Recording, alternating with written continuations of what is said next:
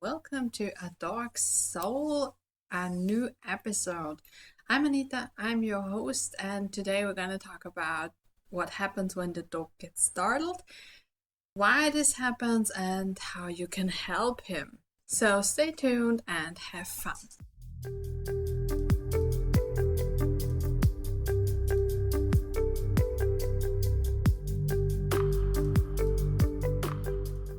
Alright, today we're gonna talk about a startled dog, and we'll start with how this happens. So, why do dogs get startled? Well, this is something natural. So, every organism, every species gets startled, and it's just for survival. Because without it, an organism wouldn't be able to avoid deadly consequences like predators or something. So, why are some dogs more easily startled and some dogs are not? For some of them, it's just how they are born.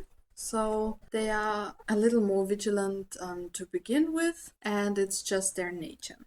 But some dogs have learned that they have to be on guard all the time and therefore get startled a little easier. It doesn't really matter which one yours is, because what happens is the same.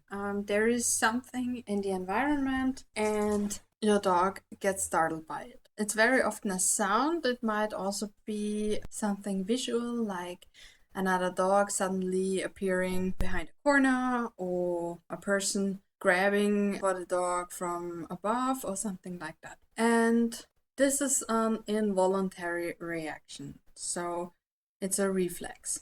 Some dogs might jump away, some dogs might snap, some dogs might bark, or something like that. They cannot really control it and they're not thinking about it. So you cannot really prevent the startling reaction. What you can do is be there for your dog. Very often we hear that you must never comfort your dog when he's scared or when he gets startled, because you just reinforce the fear. But that's just BS. You cannot reinforce an emotion like fear. That's not possible.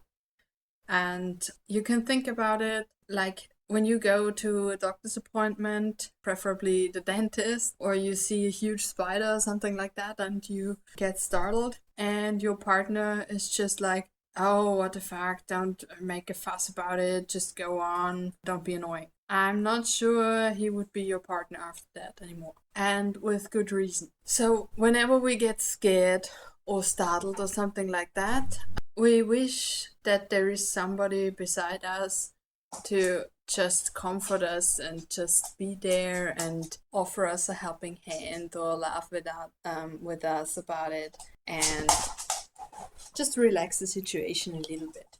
And that's what you can do for your dog. So whenever your dog gets startled, you can offer him support. You can offer him a reward for looking at you. And this is how your dog will feel more comfortable with these situations.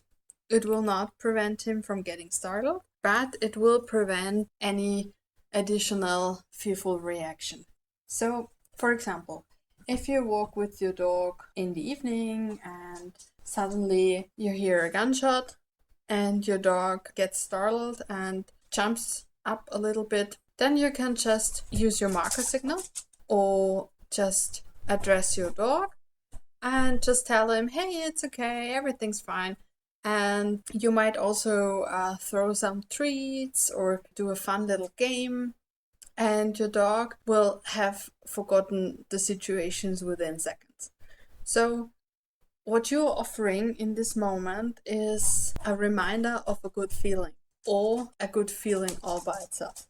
That would be a game or treats or something like that, because of course your dog feels nice with rewards. Otherwise it wouldn't be a reward. So, of course, whenever your dog gets startled, feel free to reward him, feel free to talk to him, feel free to be there for him. Some dogs don't like to be touched in a situation like that, especially when they are really afraid, not only startled. And I'm sure you know that about your dog. And if you are not sure, don't touch him right away. You can offer your hand and see what your dog does with it.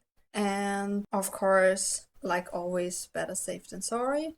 So if you're not sure, or if you think your dog's a little bit too excited right now or too anxious, then don't touch him. Because if you startle him with your touch, he might snap at you.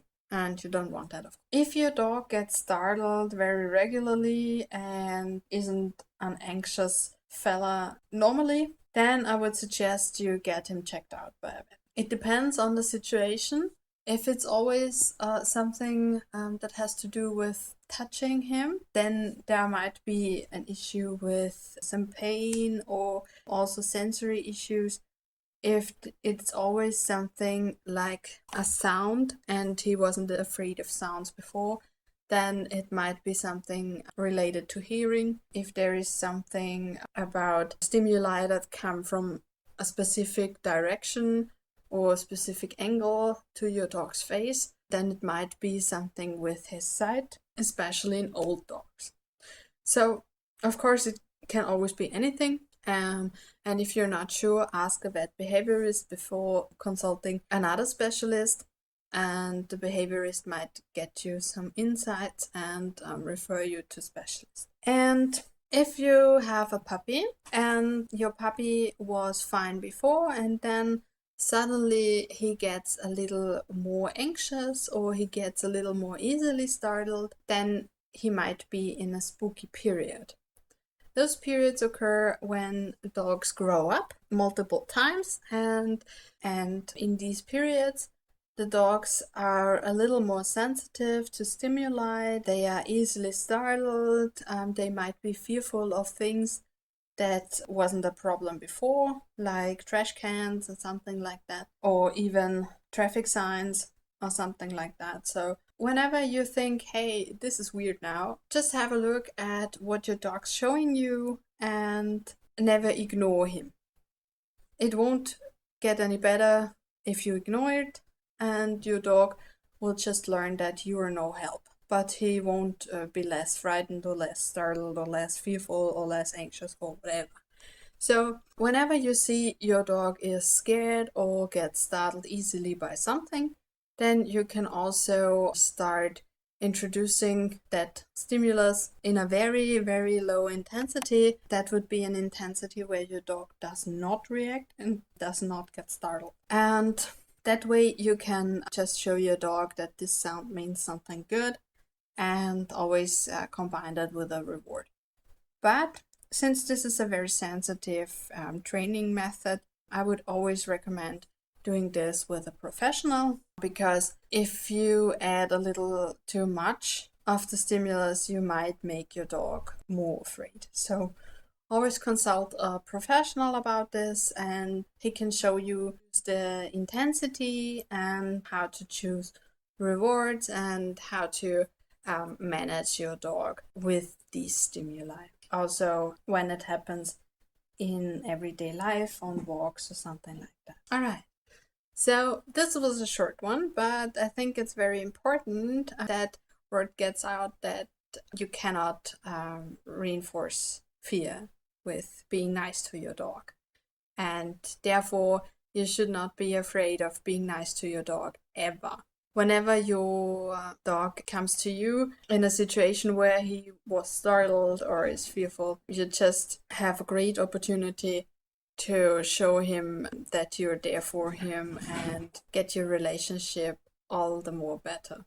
All right. If you have any questions, if you want to leave me a comment or want some topic discussed in a special episode, just write me an email, write me a WhatsApp or PM or whatever, and I'll be glad to hear from you. Until next time, bye!